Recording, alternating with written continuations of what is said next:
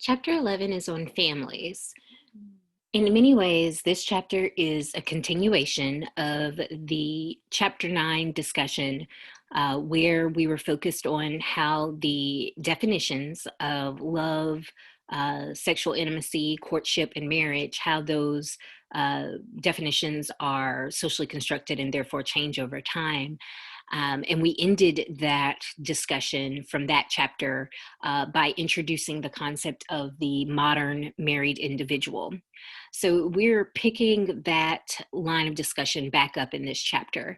And this chapter begins by discussing the benefits of marriage, then to what extent are those benefits gendered, and then we're going to focus explicitly on the concept of division of labor and what that looks like in different families in terms of their decision making in regards to how they divide both paid and domestic labor. So, beginning with the fact that, even in a society where marriage is promoted as the normative adult pathway, in terms of people's romantic and intimate relationships, there still are, in fact, benefits associated with both being single as well as being married.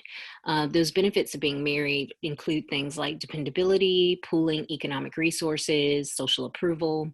The benefits of remaining single are things like, privacy, economic autonomy, which basically means, not having to run your economic decisions, by anyone else. You are the primary decision maker. Freedom from responsibility to care for a spouse, independence. So there are benefits, to both. And at this time period, we have more single people than we ever had before. And so in the last few decades, what has been a concern for sociologists is what's called the decline of marriage. And it's worth noting that although some of this has been overstated and overblown, particularly in popular media sources, there has actually been a decline in the percentage of couples who choose marriage. So let me go ahead and talk about that for a second. Another way that this is sometimes referred to is as the retreat from marriage. And it's just worth noting that, during post-World War II, there was a dramatic increase in children and marriage. But then after the funny 50s, as we discussed in chapter 9, there was then this dramatic decrease. And what's happened is, though marriage is still common, individuals are marrying later and divorce is more frequent. And these two trends contribute to the fact that now, more so than ever, there's just less adult time being spent in a married relationship. And so you can kind of see that if you look at that chart, kind of the lime green bars, they represent living in an individual household, and the share of the population that's living in an extended household. So you can see that those bars have increased, particularly beginning in the 1960s, and that the married couple bar has decreased. Once again, you can start to note that trend in the beginning in the 60s. And then, as we'll talk about, single parent households, they had decreased, during the 40s and 50s and 60s, and then they've now been increasing in share. And sometimes students ask me, what is non-family group? And so that's like living with roommates. And unsurprisingly, to those of you who maybe have ever lived in a big city, or know someone that maybe lives in LA, that with the rising cost of living, people are living with roommates, particularly single people, later and later in their life, as a way to share cost. So before we go back to that slide discussing modern marriage, let's just talk a little bit about that whole marrying later. That it's not that people are not getting married, but they are getting married significantly later. And so the average now is about 7 years later than what it was in 1950. And you can see, if you look at that bottom graph, that traditionally men have always been older than women at the age of first marriage. And this is because of, in just traditionally, the expectation that men are going to be a breadwinner means that they have to be more financially stable and secure in their profession and economic situation than women would be. Where, especially pre 1970s, the expectation that a woman was expected to contribute to the household through paid labor was just not the expectation. Instead, it was expected that she would bear children and take care of the home. And in that sense, if anything, being younger as opposed to older was seen as a benefit. And so you see that, while women have, always been younger than men at age of first marriage, you see both of those lines do a dramatic dip during the 1940s and 50s. And because that's that World War II period that we've already discussed. And then after that, after the 50s, you start to see that increase for both men and women. And, the expectation is, maybe even at some point, the two might intervene, in which case that old relationship between gender and age at first marriage will no longer exist. So why are people delaying marriage? Several reasons. Kind of a primary one, particularly for women, is that they're spending more time in education, getting an education. And this is because the expectation that they're going to be in the labor force is, for a lot of women, that's just the expectation. So they're investing more in their education and their careers. Birth control technology and legal abortion, not something we necessarily want to think about. To what extent were marriages in the past due to unplanned pregnancy, whether they were shotgun weddings or not? There's certainly, with the amount of social stigma around single, motherhood and premarital births, we just know that, unexpected pregnancy was definitely a contributing factor to early marriage in past decades. And then, of course, economic conditions and uncertainty.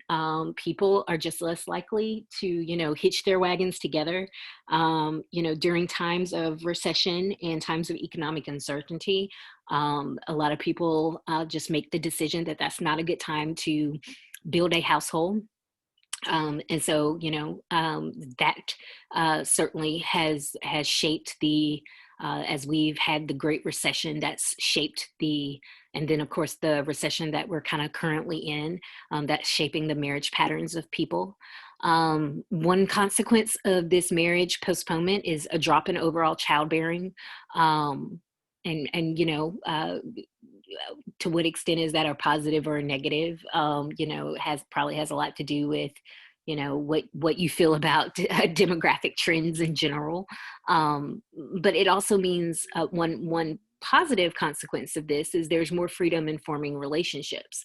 If you aren't holding yourself to some standard that you have to get married by 24, 25, you're free to date people for fun. You're free to have relationships with people that you don't necessarily see yourself marrying, but nevertheless, there's someone that you care about and someone that you want to spend some time with in your life.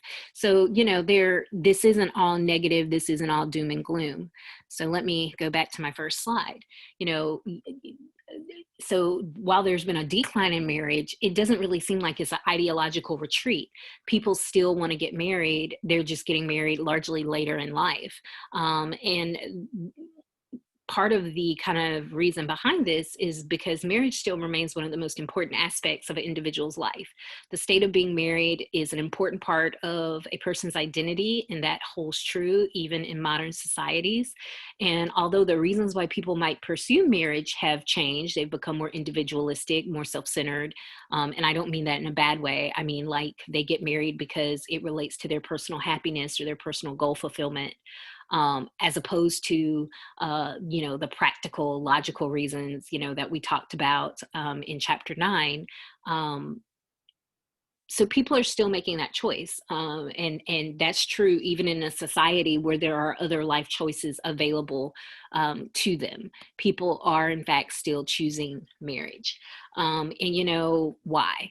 There are positive reasons, and that are largely socially acceptable, and there are negative reasons that are less socially acceptable. Meaning, if you were to share that you got married for this reason, you can maybe expect a little bit of pushback or judgment. So, the number one positive reason, of course, is like love and companionship, commitment, personal fulfillment, continuity. You want to make the relationship permanent. Negative reasons, social legitimacy. I want society to approve, social pressure. Everyone's bugging us about getting married. Economic security. And isn't that, once again, this just emphasizes the social constructed nature of this topic. Marrying for economic security 150, 200 years ago was pretty much the standard. Now, of course, if you say that you're marrying for social security purposes or economic purposes, people are likely to be pretty judgmental of you. And so, there are a lot of reasons why people still choose to marry. And it's noteworthy that they're still making this choice in a society where there are other choices available to them. And although there is still social pressure to marry, it's nothing like what it was in the past. And that's because we can think about modern marriage existing in a context that can be described as the deinstitutionalization of marriage. Marriage used to be an institution that was supported and enforced by a lot of other institutions, like church and even labor force, where there were rules about what types of jobs married women could or could not do. And there were financial incentives given to men for them to encourage marriage. Marriage was enforced by like the banking industry, where of course in the past, single women could not do things like have their own bank account or get a mortgage in their own name. So marriage itself was wrapped up in all these other social institutions. But modern marriage has largely, a lot of these constraints have been removed. And so that means that modern marriage is more of an option than a necessary tradition. You can have a full life. You can have a life where you can have a job and you can have your own home and you can even, hey, have a kid on your own. That is a possibility in today's society, much more so than in previous ones. And so Andrew Cherlin, a sociologist who coined the term deinstitutionalization of marriage, he makes that point, that the formal and informal rules of marriage have become weaker, and individuals no longer need to or are required to get married for economic security, social standing, or even having children. So in that way, it is kind of amazing, if you think about it, that many individuals in fact still choose marriage as their option despite this deinstitutionalization. So why is the institution of marriage so desirable even after it's been deinstitutionalized? Well, sociologists have identified 3 sociological reasons to marry. And sociological reasons mean these are reasons that exist out in society in the social context. So we're not talking about individuated reasons like, I love this person, I want a committed partner. We're talking about what are the larger societal reasons. And those reasons include incentives and social pressure. So incentives are rewards for getting married, and they're also penalties for not getting married. So both of those types of things go under incentives. But these would be things like some of the additional rights that state and federal governments provide to married couples, things related to parental rights or social protection. The fact that the labor market also provides incentives. These could be like insurance benefits, employer perks, tax breaks. All of these are incentives to get married. Then there is social pressure, and this social pressure can be both real and perceived. But oftentimes, at a certain point in a couple's history, they might find that they are being encouraged to get married by family, peers, and the media. But then, even outside of their own inner circles, there are professional family experts who similarly extol the virtues of marriage. This could be like your counselors, social workers, the talking heads on TV. And so even though the pressure from family ties and religious communities have weakened in the recent decades, they still remain somewhat influential. And, to what extent are they influential probably varies by the person. And then finally, the final kind of social, sociological reason why people marry is imitation. So, with so many choices in life to choose from available in modern society, people often just subconsciously rely on what they see around them. And marriage is still an important part of the culture. And in some parts of the country, it is highly visible and even more symbolic, which is why we see marriage rates vary greatly between different parts of the country, right? The likelihood of being 25 and married in the deep South is different than if you're in a big city on the West Coast or in a small town in the Midwest, right? All of those are differences. And part of what drives those marriage rates isn't just different cultures in those places, but the fact that in those cultures, you have individuals making choices, and those individuals' decisions kind of rub off and shape your own individual decisions. And so this is why, even though many young adults are delaying or postponing marriage, the majority do still end up marrying at some point, choosing to conform to common cultural patterns. And that's just not surprising, because most of us do conform to a certain extent most of the time. So you've decided to get married, and there are sociological reasons shaping that decision, whether you realize it or not. What benefits do you have? How do sociologists approach the topic of what benefits exist for people who are married? And there are entire, fields, subfields in sociology where people are answering that question. So I'm just going to touch very lightly on some of that research. There are certainly, and your book kind of starts off by also pulling from, your chapter starts off by pulling, from some of these research findings, especially in regards to happiness, which we'll talk about in a second. So there definitely seems to be a marital benefit to health. And specifically, when you're comparing married and versus single men, there seems to be a strong benefit to being married. And I give you this little infographic that's pulling from some research that makes that point. Whether you're talking about cancer death risk, whether you're talking about heart surgery, whether you're talking about reduction in aggression or criminal activity, there is a benefit for married men. They live longer, they are less likely to engage in crime or aggressive behavior like getting into fights. Part of this has a lot to do with, what we'll talk about later in the chapter, that they are living a less, in a lot of ways, with the day-to-day activities being taken care of by their wife. Because it's worth noting that a lot of this research does come out of research on heterosexual marriages. But, with a lot of the kind of their day-to-day, cooking and cleaning, those types of things being taken care of by their wife, they're usually living better lives, eating better meals. We know that married men they go to the doctor more regularly. They go to doctor follow-ups more regularly. They adhere to pill regimens more strictly than single men. So all of this results in them, in fact, living longer. What about for women? Well, this is where it gets kind of tricky, because although married women, if you're just asking, people to self-evaluate, their health or even their happiness, the there might be a distinction between, what married women say and what single women say. We don't actually see it in their health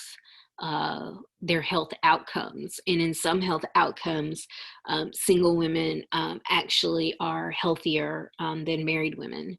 And we'll come back to this discussion as to why that might be when we talk about the gender division of labor. For money, and I just chose, there are a lot of different ways you can think about this, but certainly when you're pulling your resources together, especially if both people are working, that's going to result into a household that doesn't just have more money coming in, but likely they also have less money going out. And this is because the amount of money that it takes to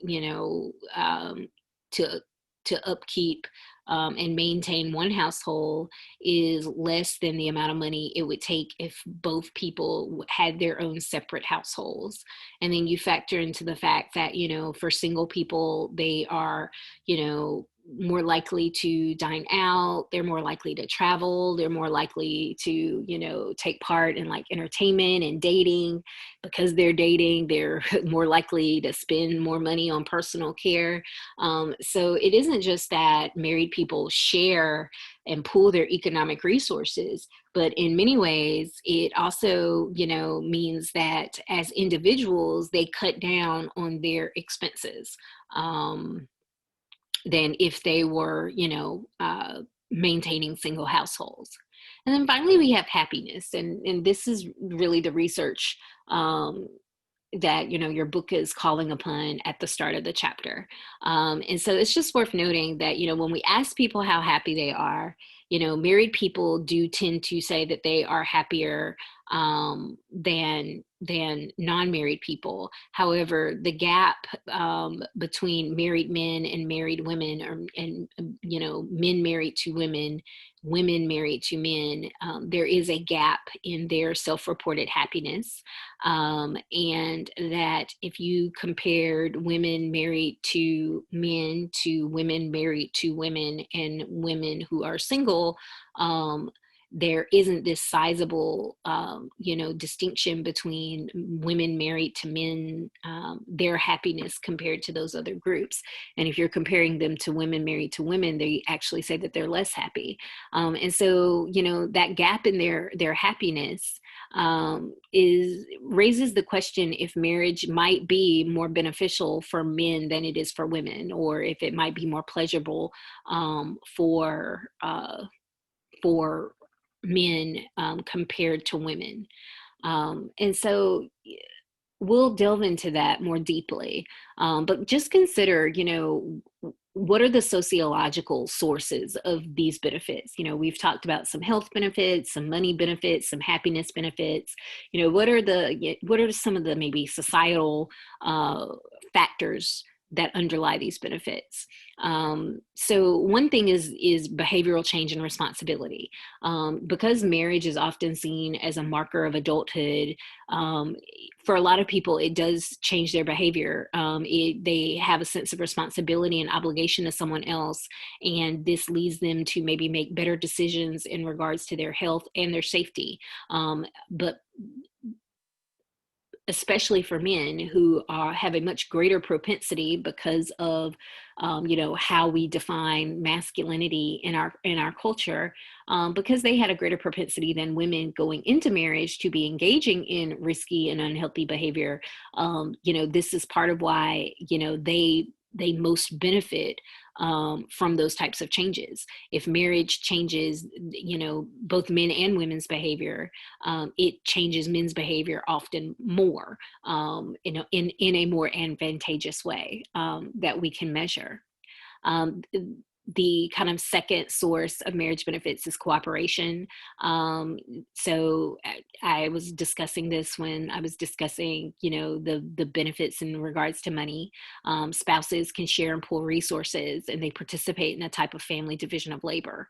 And so this doesn't just kind of impact their wallets, but it also can impact their time. And the example, a male breadwinner can work to earn more income in an occupation outside of the home because he is married to a stay-at-home wife who takes care of the housework and the childcare. And so if he would have remained single, yes, maybe he wouldn't have had kids, but he would have still had this housework, this cooking and this cleaning that he would have either A, had to spend money on to outsource, or B, use his time when he is off from work to handle. And so, it's not just that by pulling their resources together that these couples can make more money, but by the decisions they make in regards to how they divide labor, they certain members of the family might find themselves with less stress and more free time than if they were still remaining single. Now, of course, we'll discuss that, this can be very gendered. And then finally, social status, which notes, although this is much less tangible than other benefits, it remains an important reward for marriage for many individuals. And, it might explain especially those differences in happiness between singles and married people in a society where marriage is still promoted as the normative adult pathway. Even if it gives you no other real tangible benefit, by conforming to that norm, you get a certain, stamp of social approval. And maybe, more importantly, the opposite, when you don't conform to that norm, even if you feel personally okay about your decision, you might, it might become draining to still deal with other people's disapproval, to answer the questions, why aren't you married yet? Do you never want to get married? Those types of unwanted intrusions and judgments of your life. And so this might play into why people who are even maybe not in the most happy of marriages still, might feel a small sense of satisfaction that at least they are married. And of course, that's going to be more true in a society that pushes marriage as opposed to societies that don't.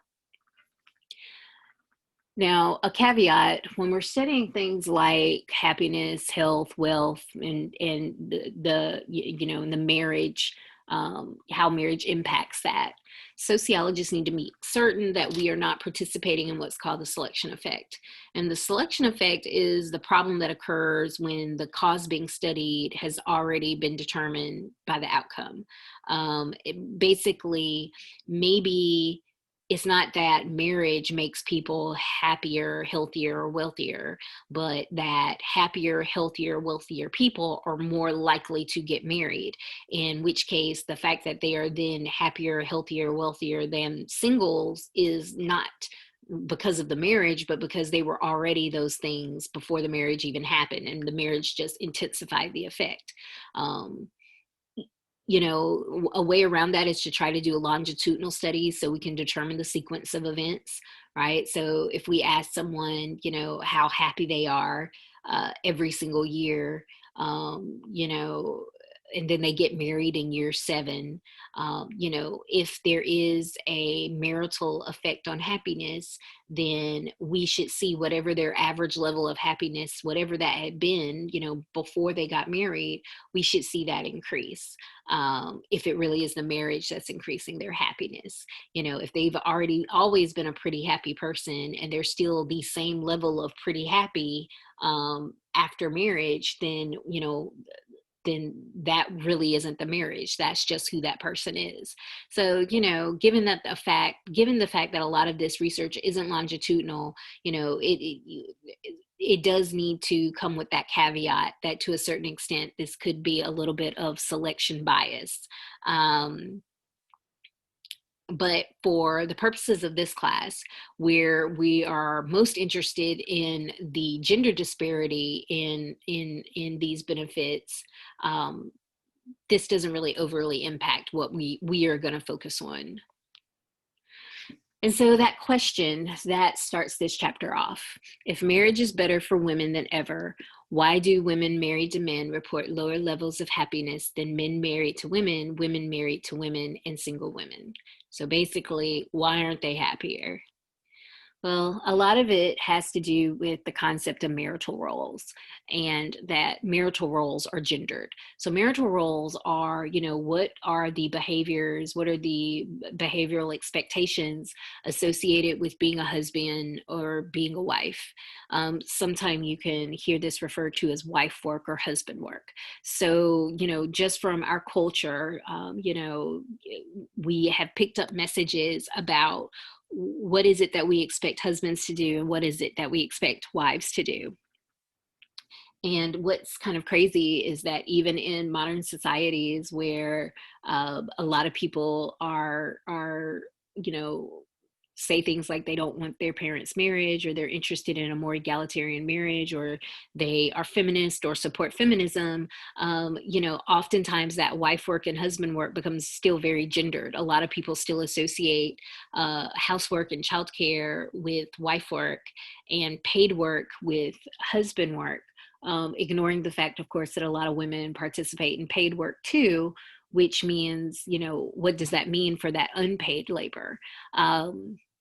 And so Arlie Hochschild, who is a sociologist, she captured this idea that that there's a growing number of women who, despite working outside of the home, also are still responsible for all of the work inside the home, or the bulk of the work inside of the home. She calls this the second shift. So it's worth noting that if you are a stay-at-home, wife, or mother, or it doesn't necessarily have to be gendered. Of course, when she wrote it at the time, there were very, very few stay-at-home husbands and fathers. But the same applies for them. But if you're a stay-at-home, you don't have a second shift. That unpaid labor, that domestic labor, that is your job. That is your shift. That is your first shift.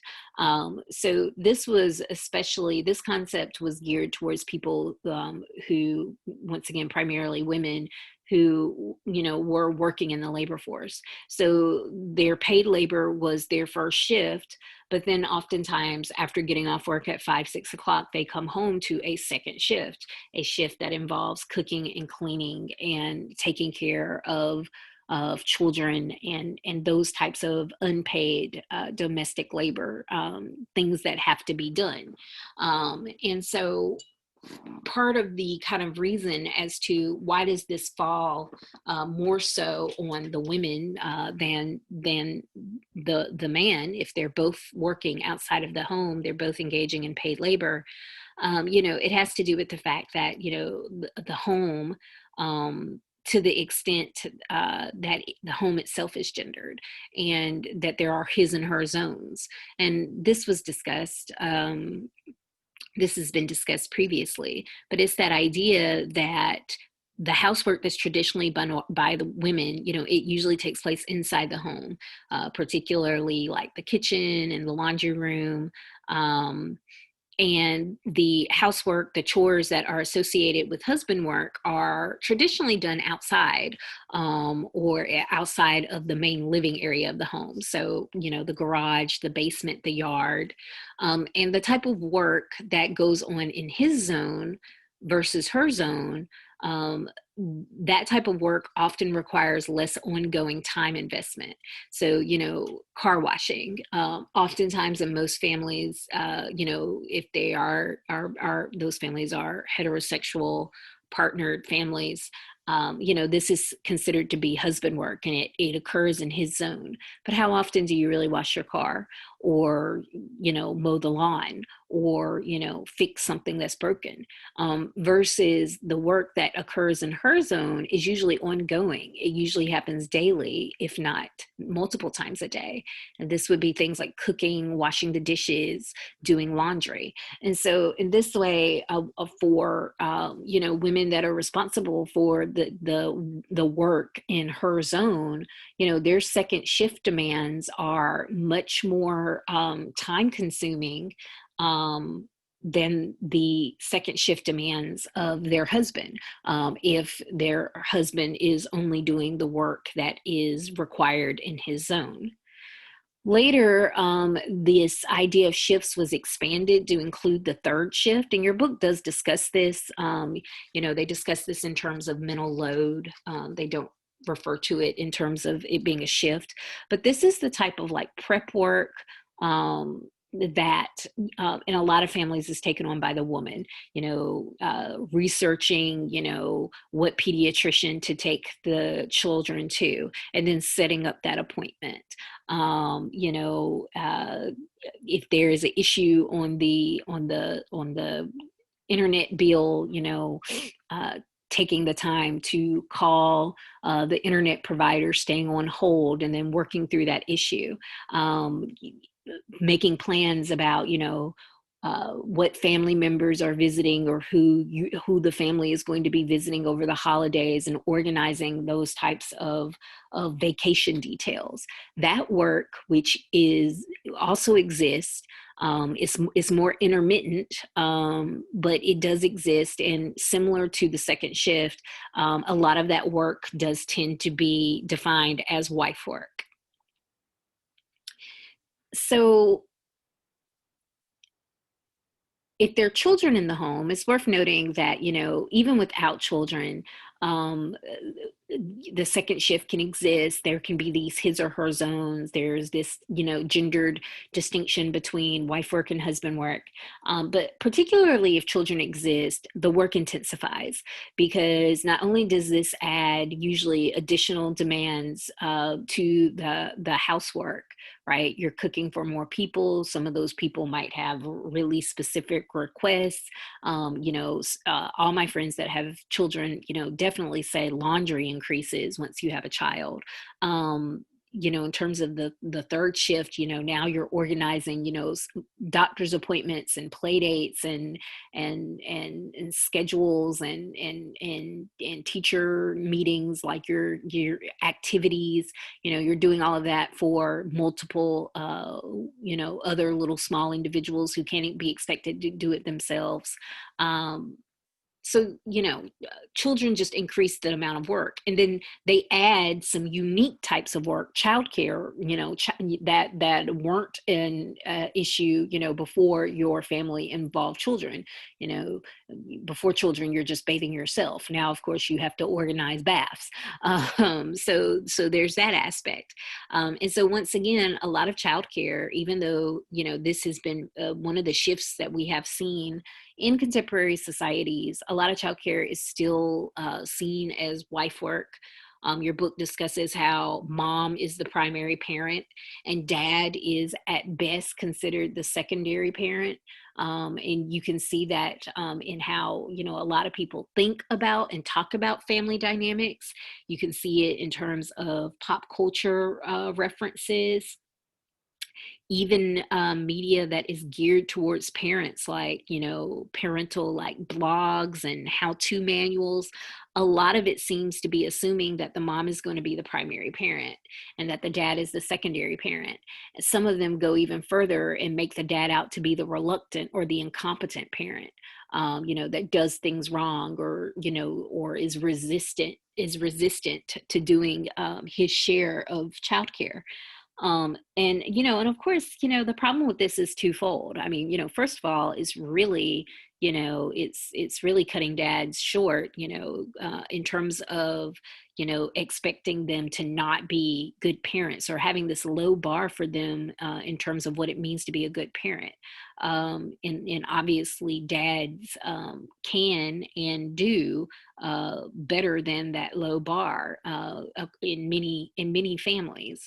But then the other kind of issue with this depiction of there being a primary and secondary parent is it creates this really high bar for women about what does it take to be a good mother. And this isn't new. The ideology of intensive mothering came out of the Victorian era, when we first had the beginning of the separate spheres. And it was meant to kind of um, you know address some of the devaluation that was happening of the domestic sphere now that men were leaving the home and going out to work for wages. So it really focused on, the fact that there, needs to be this high bar for, having a good home and raising, good children, and that women should invest all their time and energy into this. And their focus should kind of be on this. Um, but what's crazy is, as I said, that was during the Victorian era. But the fact of the matter is, this still exists today. Today, there is still the ideology of intensive mothering. And your book, when they discuss the ideology of intensive mothering, they say, it's kind of made of three interwoven ideas. The idea that child rearing should include copious amounts of time, energy, and resources, that giving children these things takes priority over all other interests, desires, and demands, and that it should be the mothers who are doing this work. So, it basically genders childcare, as well as puts a very high bar, for what it should involve. And as your book notes, this interrelates with the kind of child rearing ideology of concerted cultivation, which comes out of the work of Annette Lareau, who discusses how, beginning in the 80s and escalating, through recent times, children are seen as like, being special, unique investments, right? And parents are expected to, determine their strengths and talents and cultivate those, with the expectation that they're setting them up for a good and successful middle-class life. And that to be a good parent is to do those things, to, put your child into activities that reflect and build upon their talents and abilities and interests. To encourage your child to learn how to speak up for themselves, and to support them in situations where your child needs to be an advocate for themselves to other adults. And that this child rearing ideology is different from the child rearing ideology of the past, which was more what Lareau determined, or what she designated as being natural growth, which is the idea that, you give your child love, you give them, food, clothing, and shelter, but you more or less let them play to be a child. You don't, as an adult, over involve yourself in their lives, and you don't overschedule their lives with activities. And so, up until the 60s, 70s, most children were raised using this natural growth ideology. But like I said, beginning in the 80s, we start to see this distinction where, specifically among middle and upper middle classes, you have the promotion of concerted cultivation, while working classes and working poor and poor families were still more likely to use natural growth. And part of this is because for those middle class, upper middle class families, they're looking ahead to, elite college admissions, and they're wanting to set their child up as early as possible, to be a successful candidate for those types of honors. So, these two ideologies kind of go hand in hand. The practice of intensive mothering, part of why it has lasted today, past the Victorian era that it's rooted in, is because of how closely it aligns with the ideology of concerted cultivation. And so you take those two hand in hand, and you have pretty clear messages coming from the culture about what it means to, raise your child right, and what it requires from the parents, particularly the mom. And so, of course, this does create a double bind for women in a way that it normally doesn't for men, because concerted cultivation and the ideology of intensive mothering, they say that, material resources are important. You should be able to pay to give your child experiences and in a nice lifestyle. But then at the same time, you're expected to spend all of this time with your child, developing their talents and in scheduling them into activities. And so if you're a woman who works, it's a double bind, because you want to be able to, maybe your family needs your income in order to make this type of life possible. But then you would be falling short of that ideology of intensive mothering. And men do not have to worry about this, because there is no ideology of intensive fathering, right? That isn't an expectation. And if anything, men are expected, in fact, that their primary contribution to their family should be providing. And for a long time, that was the very narrow definition of what it meant to be a good husband and father, was to provide. And we discussed this when we discussed, masculinity, in changing definitions of marriage, from chapter 9. But this put stress on men who weren't able to provide, and it limited men's ability to form close bonds with their children, which, if you talk to men of older generations, that is oftentimes one of their greatest regrets. So, in today's world, while marriage has this traditionalizing effect on couples, even in self-described egalitarian households, they wind up falling into this rather gendered division of labor.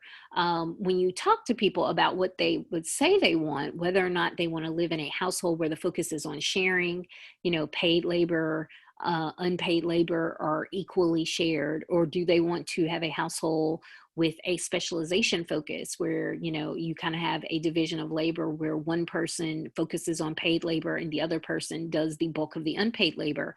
Most couples nowadays say that they want a sharing household. And to some extent, we see this in the sense that a lot of these couples are, in fact, sharing financial responsibilities. That for a lot of couples, both people work full time. But when it comes to domestic labor, the sharing has not been nearly as it hasn't been adopted, nearly as equally. And before we get into this part of the chapter, let's just first put it out there that men today are doing more housework than their predecessors, but significantly less than their wives. And that includes those who are working, those wives who are working full time, right?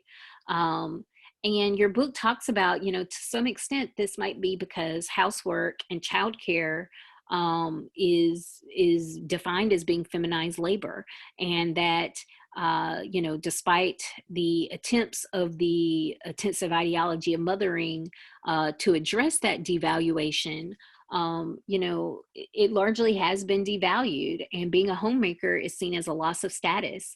And that isn't, your book notes that isn't just the case in mixed sex relationships and marriages, but even same-sex marriages. There was this concern that being a homemaker was not a valuable status in society, that people would look down on that decision, and there was concerns that having that position makes a person overly reliant on their partner who is out in the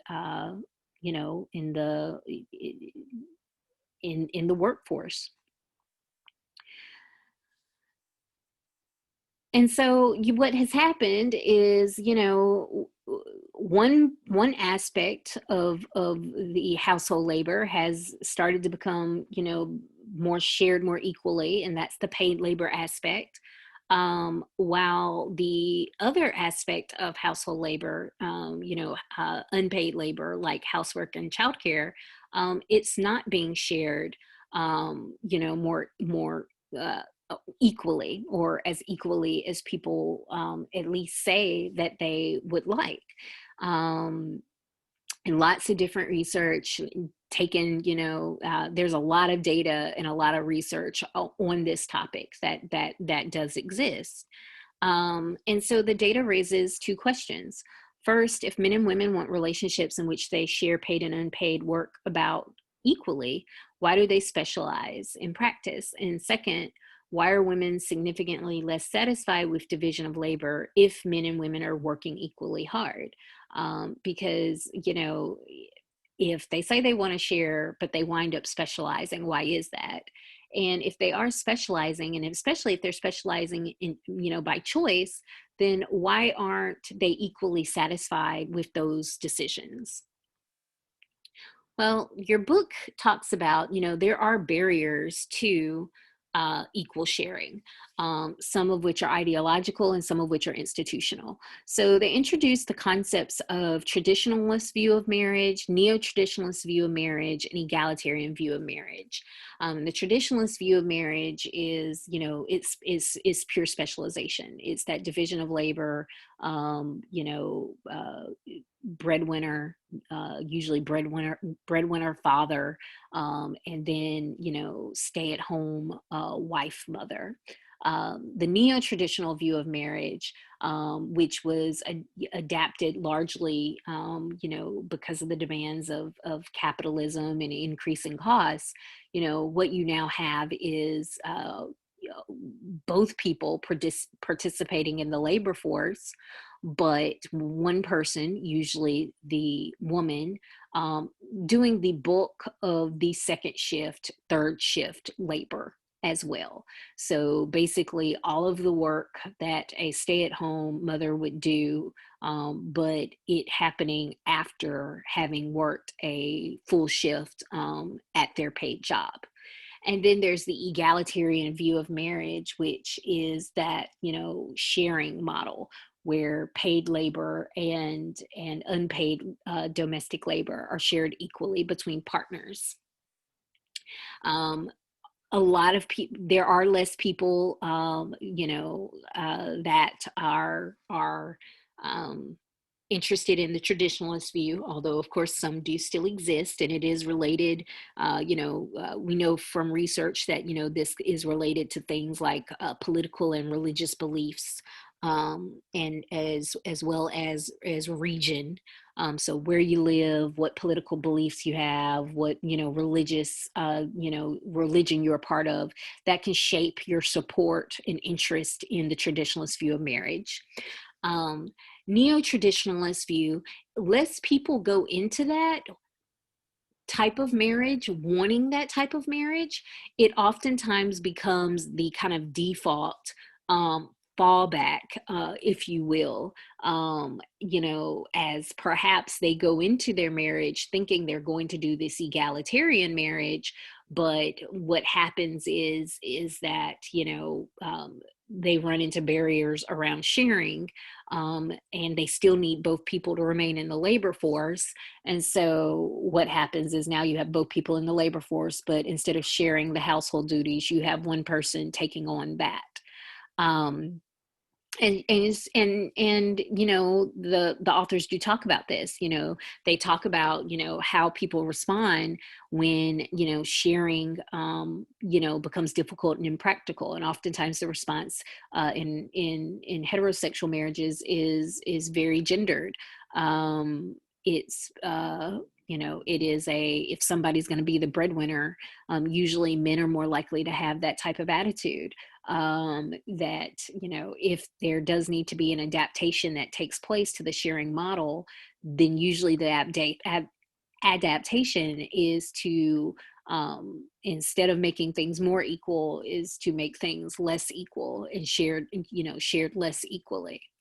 And of course, she says, for same-sex marriages, they are more likely to adopt and do a better job of adhering to that egalitarian view of marriage.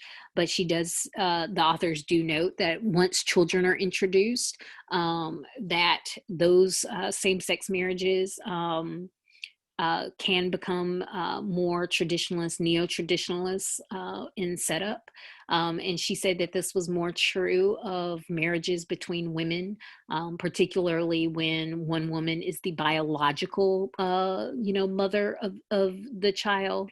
Um, so the kind of marriage model, I guess, less likely to fall into that trap, especially once children are introduced, is for men. Marriage between men. Um, but yeah, so there are the ideas in your head that get in the way for sharing, but then there are institutional barriers as well. And so the authors make this great point that both work and family are greedy institutions. They require a lot of your time, energy, and focus. And so what happens is when you have both partners trying to take part equally in both work and family, they very quickly run into problems because family isn't really set up that way, and then work, which could be set up that way, in our country it just isn't. And so it pushes families to specialize, even if they didn't want to. And the authors discussed a list of reasons why that push for specialization, why it occurs. Sometimes people need, they need dual incomes, and they need benefits that are provided by the job. The role of time comes into place. So maybe, both people work, but with commutes, one person has a worse commute. So they have to leave earlier or they get home later. And so that would impact their ability to share equally in the household unpaid labor. There's the role of tax law, that once again kind of like just shapes, whether or not it makes sense for a family, for whether or not it makes sense for both people to work or not. And those laws are constantly changing. To child earned income credits, but there is a income upper limit that's placed on that. Um, and so, these are types of decisions that families, especially once they have children, have to kind of sort out. If both people, do both people want to work? Do both people need to work? Are there some aspects of one person's job that make them more or less able to do more than the other person in regards to housework and childcare? So, these are what would be considered institutional barriers. But work does in fact make this worse because they have a lack of family friendly policies. And so your book talks about, the mommy tax, the fact that, women who take, time off from their careers, even if it's not a lot of time, but they have to take some time off to, have a baby, deliver it. And then of course, continue to take time off to do things like, take their child to the doctor's appointment. Oftentimes, by taking that time away from work, they are penalized for it. And so, instead of the mommy tax, I often refer to this as the motherhood penalty. Women are, they're paid less money, they receive less promotions, they are placed on the mommy track, which is a track that doesn't lead to, promotions and upper level management, upper level administration, because they're just seen as that they are not ideal workers in the sense that their time is divided between family and work.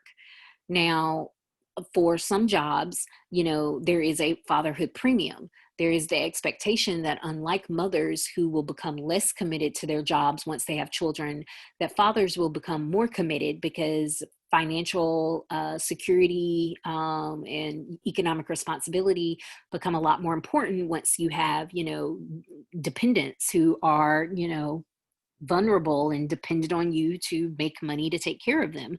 And so some jobs, tend to pay fathers more because the expectation is they will get more out of them. But there is, similar to the mommy track, there is the possibility, though, that a father who is committed to equal sharing, who is committed to having an active role in their child's life and being there for the teacher work days and the doctor's appointments, there is the possibility that, like the mommy track, that father will be placed on the daddy track, where once again, because they aren't seen as the ideal worker who is prioritizing their job over their family, they are not considered for promotions. They aren't advanced, up the career ladder. They might find that they are, limited or stuck in entry or mid-level positions in a company, because that assumption is, that they are not, prioritizing their job. And just in general, a good example about how specifically in the United States, that we don't have these family-friendly policies is just to consider our maternity and paternity leave. This country has 0 weeks of federally mandated paid maternity leave. Let me say that again, because for some reason, when I teach this in California, students always get hung up. Federally mandated paid maternity leave. Federally mandated means that the federal government requires all states to offer this amount of leave. Paid means your leave is paid, it's not unpaid. So I emphasize that to say there are some jobs that choose to give their employees paid maternity leave. And there are some states that choose to pass policies where women receive paid maternity leave, but there is no federal policy that provides that mandates that, which means if you change jobs or if you leave states, you go to a state that doesn't have that state policy, you are not due that. Right? There is no federal protection. And it's just worth noting that, if you compare us to our neighbors in the North, where federally mandated leave is at 50 weeks, or even our neighbors to the South, where federally mandated paid maternity leave is 12 weeks. And you can see, that there's a range of countries in terms of what they offer. The fact that America offers 0 should really stick out. And another way of looking at this on a global sense is to look at it right here, that that there are only 9 countries that offer 0 weeks of paid maternity leave at the federal level, of which America is the largest. And you can see that 83 countries offer, at least, somewhere between 0 to 14, that 36 countries, and most of those countries are in fact in Europe, offer 52 weeks or more. And we'll talk more about this when we get to the work chapter. And then what about paid paternity leave? Well, obviously in America, if we have 0 weeks of federally mandated paid maternity leave, obviously we have no paid paternity leave mandates. Once again, this varies by country, with Europe offering more than other countries. So all of this is just to say that, families face some real decisions about how they're going to organize division of labor in their families. That there aren't just that this isn't just an issue in their heads that can be decided upon in their heads, because there really are institutional barriers that influence these decisions. So what do these decisions look like in individual families? So there's 7 ways of arranging family life. And just a heads up, although she talks about all of this in this chapter, how they organize the chapter in this second edition is a little different than how it was organized in the first edition. And I do prefer how it was organized in the first edition. But, the information is all there in the second edition. It's just, organized in a different way. But there are 7 ways of arranging family life that can be discussed. 2 related to specialization, 2 related to sharing, 2 related to self-reliance, and then 1 is childlessness, child-free by choice. And then there's kind of like a murky 8th type that she introduces at the end, basically just talking about how families can be extended, by not just extended kin who are related by blood, but fictive kin, in the form of other mothers, other fathers. And then of course, with the kind of growing acceptance of polyamory in some parts of the country, how that also kind of is extending families. But there wasn't a whole lot of details or supporting research for that type of family, which is why I just have it as like an 8th type with a caveat, and I'm not really going to discuss it too much. But let's briefly just hit on the highlights of the 7. So in regards to specialization, there are 2 forms here. There is the modern breadwinner and housewife. This aligns with that kind of traditional marriage model. Your book notes that these families tend to either be wealthier or poor. And that's because if wealthier, it usually means that one person, sometimes it's traditionally it's the man, doesn't have to be, but one person makes enough money in their role as the modern breadwinner to be able to support their family in a comfortable fashion. However, the other type of family that has this model tends to be poor. And it's worth noting that the poorer families are more likely to, for the gender to sometimes to be flipped, where you have a woman breadwinner and a house husband. But in poorer families, it has to do with the fact that especially if you have multiple children, if you aren't making enough money to cover the cost of daycare and you don't have access to free daycare, there really might just be limits on, whether or not it makes sense for both people to be working fairly low paid jobs if they have children in the household that they need to take care of. These poor families that have this type of division of labor, it might also be because one person is either kind of chronically unemployed or underemployed, or that they have health problems or disabilities. And so, in this type of family, you have that breadwinner and then you have the person that's staying at home. And this relates to the family focused strategy that was discussed in chapter 5. And then the other specialization family is related to the neo-traditional type. It's most commonly a neo-traditional dad and a super mom. So what you have here is that both people are working, but that the woman is coming home and doing the bulk of the second shift. And so research suggests that people who have this family type are unhappier and less satisfied than the other types, including the modern breadwinner and housewife. And that's because, having a first shift, second shift, third shift, I mean, you're burning the candles at both ends. Like you're stressed, you don't have a lot of free time for self-care.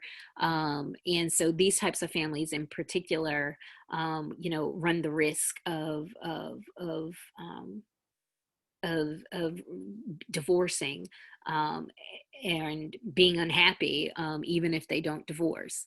Obviously, like what I said before, this can be differently gendered, that it can be super dads and neo-traditional moms. Although it's worth noting, for ideological as well as institutional reasons, this does tend to be less likely. And this is what the book was talking about when they, were saying, like, if, the attitude, if someone's going to be the breadwinner, it's going to be me.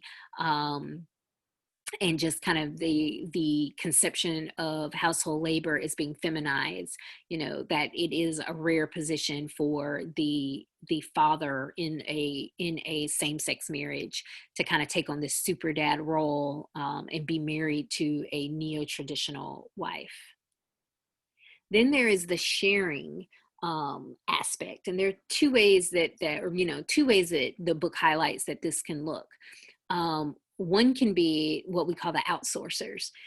Domestic outsourcing is when, you outsource a lot of the unpaid domestic labor to people that you pay to do it. So this could be like having a housekeeper. This could be like having a food, prep service. Hiring a nanny or au pair. And so because you're paying for what you could do for free, obviously the types of families who rely upon this strategy tend to be class privileged couples. And if you want to go back to chapter 5 and the strategy related to this, these are your co-breadwinners. They're both working and they're both working at jobs that usually require a good amount of time, but compensate pretty well. And so they choose to take that, as opposed to, one of them stepping back and specializing, instead they choose to take that extra money and they just pay other people to do that type of domestic labor in their home. But a question to consider here is, and so in this way, let me note that this family is more egalitarian, but the question to consider, are we achieving more egalitarian marriages for middle and upper classes at the cost of a more egalitarian society? Because, oftentimes the people that are making their egalitarianism possible are low paid, service workers, domestic workers. And a lot of those domestic workers tend to be women themselves, and they have their own children that they are not able to take care of, in their own homes that they're not able to take care of, because they are working for usually not great wages, in this other person's home. And your book talks about this by emphasizing the role of the care chain, right? Uh, upper class, upper middle class women, who, for gendered reasons, are expected to provide care, for people in their families who require it. And that would be everyone from the elderly who can't take care of themselves, children who can't take care of themselves. If you have any family members who are chronically ill or disabled. And so the expectation is that the women of the family are going to take care of those people. But if they are unable to do so or choose not to do so, and they have the financial resources, they can pay usually other women, to provide that care, and those women that they are paying, to provide that care, domestics and nannies and CNAs, right? Oftentimes these aren't jobs that have the best pay, so this is low wage work. And so then the question is okay, well then who's providing the care for those women's families? Because it's not like they're making a lot of money, so who's taking care of their children? And usually they're having to rely on extended family or fictive kin, your other mothers, or they're relying on their children, older children, looking after their younger children, taking care of themselves. So it's an interesting question to think about. Your egalitarian family is being predicated upon this non-egalitarian society.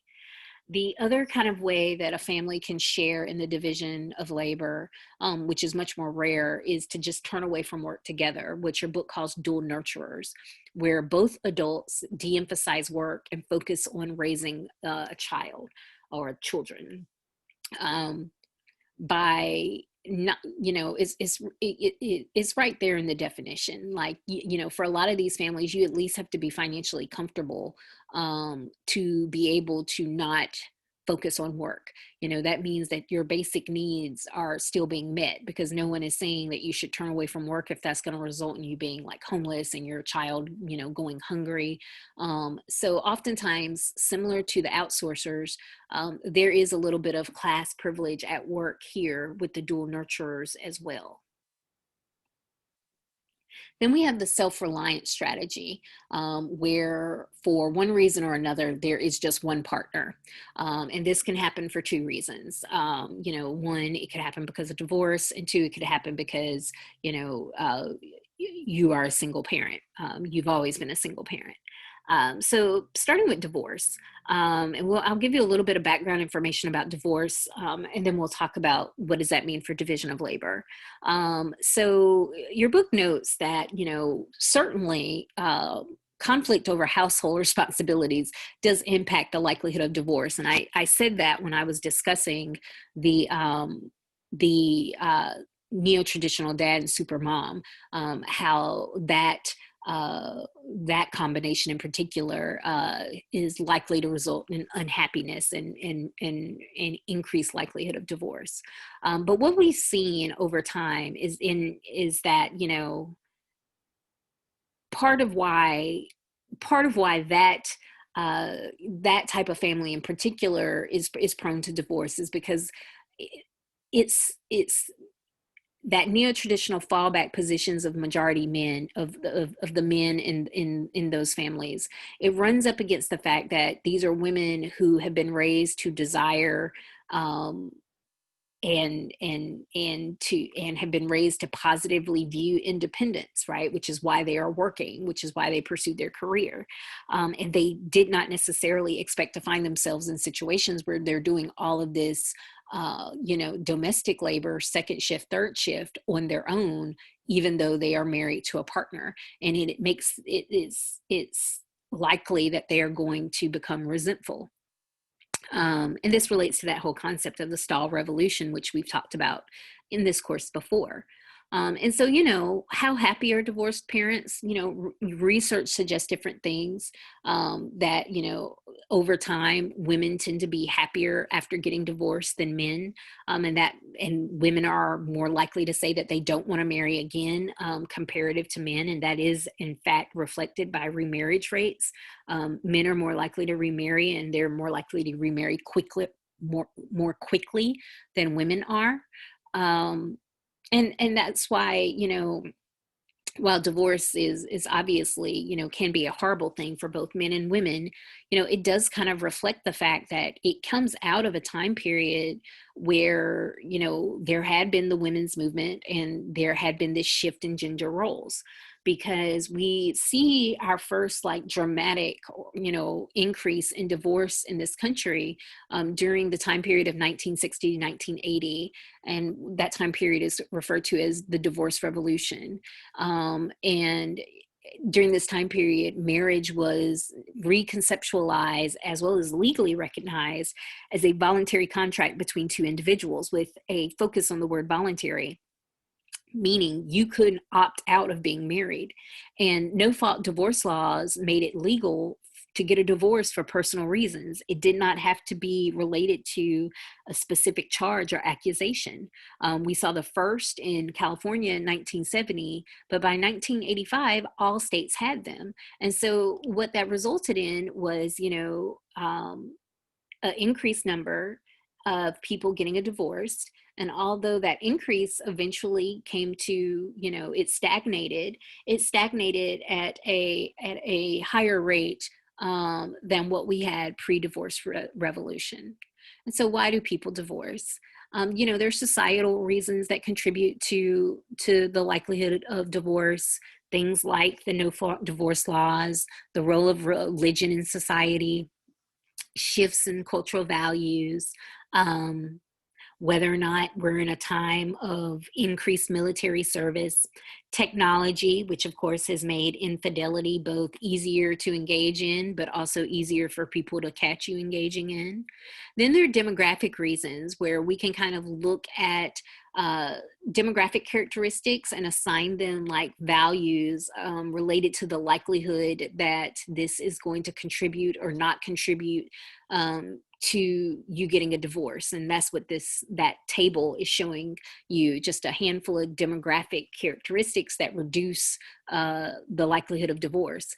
And so the things that we know seem to be contributing to divorce are, whether or not your parents got a divorce, what age did you get married? If you married really young in life, you're more likely to get divorced. Did you have children before you got married? Because that makes your likelihood of divorce higher. similarity between spouses decreases the likelihood of divorce. So that's why marriages between partners of different races, partners of different socioeconomic classes, partners of different religions, all of those types of marriages have a higher rate of divorce. And then there are micro level individual reasons, was there abuse? Was there infidelity? Marital satisfaction, which, as your textbook notes, one of the key things related to marital satisfaction is division of household labor. So all of those are contributing to divorce. And when people divorce, of course, now they are super mom or super dad because they are having to do it all. There is no partner to share or specialize with. Another type of super mom, super dad, but they're less likely to get that title because of the stigma surrounding their situation, are those who are going it alone because they've always been alone. They weren't married at the time that they started their family. And so your book talks about the research of Eaton and Kafalis. It's a great book. It's called Promises I Can Keep. And they're interviewing low-income women in Philadelphia who choose to be single mothers. Because we oftentimes talk about this as being something that happens, and we imagine that it was accidental and it wasn't by choice. But, they make the point that, to a certain extent, they're choosing to be single mothers, and they're choosing to be single mothers not because they don't value marriage, but because they really value marriage. They want to, when they get married, they want it to be to the right person. And they want that person, to have, specific characteristics, and for them to have a certain type of life once they're married. And just because of the limitations of, the men in their neighborhood and their larger social context, they aren't always certain that they're going to have those types of potential husbands. And so they aren't certain if marriage is going to happen for them, and they don't necessarily feel like they shouldn't be mothers just because they aren't married yet. So who do you rely on for support and assistance when you don't have a partner?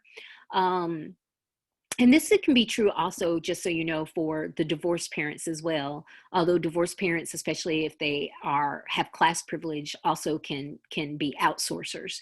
But for low-income people in particular, or people who decide to go it alone, they usually know going into it that they might need to count on people they are not married to, but who can stand in place of a father or a mother.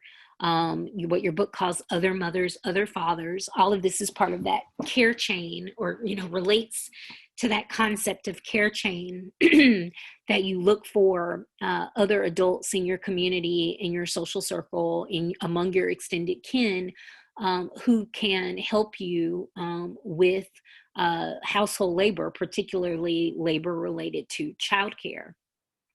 Now, it's worth noting that this decision of going it alone, single motherhood, doesn't just occur in lower classes.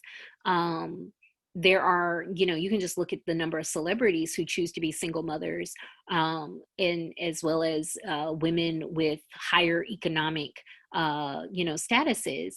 But oftentimes, low-income single mothers tend to be the face of this phenomena. And a lot of that is because the concerns that people have about single motherhood has traditionally been tied to their lack of financial resources, and concerns of feminization of poverty, which I'll talk about more in a second. And the idea that people are having children in these impoverished situations and raising them in poverty, increasing the likelihood that they too will grow up to be poor. These decisions have just been largely demonized in a lot of, research as well as mass media. And so there's a lot of stigma associated with these decisions and associated with these women. And the stigma of being a poor single mother, it probably correlates with, the fact that this is often racialized. where people are thinking about, this is largely racial minorities, which is not necessarily the case. Like I said, it's based on the fact that they are poor. So the stigma comes from their social status. And then, of course, even today, some of that stigma is still based on this idea that is sexually deviant, that being a single parent is proof that you're having this premarital, outside of marriage sex, and out of wedlock, childbearing, which in some parts of the country is still seen as being very deviant. As I said, the stigma is largely predicated, though, on concerns related to social class, and a lot of single mothers are what we describe as being working poor. They work, but they work for jobs that pay minimum wage or not much more. So despite working, they remain poor. And what's meant by the feminization of poverty is that women are more likely to be impoverished. Female-headed households are more likely to be poor regardless of race. And I give you a graph that kind of shows that, whether you're talking about white women, Asian women, Hispanic women, or Black women, if they are households where there is only a female householder, no husband present, they have a much larger percentage in poverty than households where there is, a married couple, a man and woman present, or even a household where it's just the father. And part of this probably has a lot to do with the fact that for a lot of these women, the types of jobs that they have when they don't have college education are what we call pink collar jobs. Things like domestic workers, CNAs, waitresses, and those types of jobs tend to usually be pretty lacking in both wages and benefits. And comparative to men who don't have college education, there is a greater likelihood among men that they have blue collar jobs, jobs like construction workers, plumbers, and auto mechanics. And those jobs tend to be working class in terms of benefits and wages, which is definitely a step up in terms of economic resources than working poor. And so these women tend to be closer to the poverty line even before they have children. And then once they have children, this tends to increase their impoverished status. And this is just some more data that just shows that, we do have a little bit of a selection effect here. So it's not necessarily that the having of the children is making them poor, that there does seem to be, that this is related, that people that, lack education and don't make a lot of money are more likely to become single mothers, than vice versa. The final type of family that your textbook discusses in depth is child-free. And it's worth noting that, childlessness can be involuntary or voluntary. Involuntary childlessness means that you and your partner tried to have a child, and it did not work out, for fertility purposes. But voluntary childlessness, as the word voluntary indicates, means that you chose to not have children. And so oftentimes we use the term child free for voluntary childlessness, because these couples, they don't have to be, co-breadwinners, but they oftentimes are. And specifically, there is one form of child-free couples, that are oftentimes highlighted in popular media, and they are referred to as DINKs, dual income, no kids. And that's because, we imagine that they have a very glamorous life. They both work, and they usually work at jobs where they're well compensated. But because they don't have children, their money gets prioritized, to be spent on different things, and their lives outside of work are organized differently because they don't have these childcare demands. And so your book notes that the lack of children in a marriage doesn't eliminate the second shift, but it does dramatically reduce the intensity. And because the introduction of children tends to push the likelihood of specialization, as well as just increase the amount of work that needs to happen in the second shift. Now, why has there been an increase in childlessness in America? one reason is, women are choosing this in response to the demands of ideology of intensive mothering. They're like, yeah, no, I don't want to do that. It opens up the opportunities to do other things, as couples are, maybe considering, whether it's leisure time or career advancements or participation in politics even. The role of birth control and abortion means that unplanned pregnancies are just less likely, and unplanned births even less likely. Um, a sense of ambivalence around parenting and children, and that can be for both men and women. And then once again, financial concerns and work pressures. Children are expensive, and this is sometimes an expense that people are not necessarily, very interested in taking on. So, a lot of these types of family patterns were described, using the mixed sex kind of dynamic. Um, Although certainly some of them, and the authors do mention under some of them, specifically, how this works. If you're talking about a same-sex partner, to what extent does this still exist? And they discuss that when talking about like neo-traditionalism, and egalitarian sharing in particular. But part of the reason, certainly part of the reason why, we can't talk about these types of families in more concrete detail is that, we have much more limited research. Certainly anything beyond the last 10 years, very, very limited. And even within the last decade, still a lot of gaps in our research on these types of families. What we do know is that the division of household labors among lesbian couples is more egalitarian, uh, um, especially before the presence of children. After children, parenthood does affect the division of housework, and some research indicates that the biological mothers oftentimes do more childcare. Um, Studies of gay men found that they co-parented most equally. So if you're comparing them to, mixed sex marriage, lesbian marriage, then the marriages and childcare patterns among gay men were the most equal. Um, we've discussed this in other capacities in this class, but part of this probably has a lot to do with the fact, why are these families more egalitarian? Well, because they are reimagining marriage and family for themselves. It is a lot harder for them to just, accept, without questioning, without tweaking, the kind of dominant cultural norms and expectations that some of us have been getting spoon fed to us, since the moment we watched our first Princess movie. And so, they have the kind of space to imagine a less oppressive version of family. And so one concept that kind of comes out of the research studying these families is the concept of degendered parenting, where parenting is divorced from traditional gendered expectations and norms. And so in this way, it's not that you're doing a subpar version of parenting, but that you have norms and expectations that have nothing to do with the gender of the parent performing the activities. So in this way, this is almost like the opposite of the ideology of intensive mothering.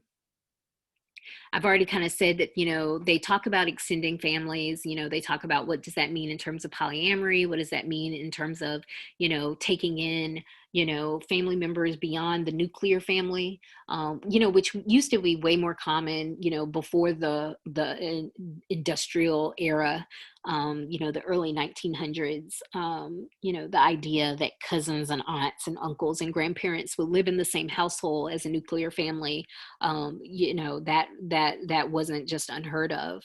And so the fact is, for financial reasons, largely, there are more families kind of going back to this type of model.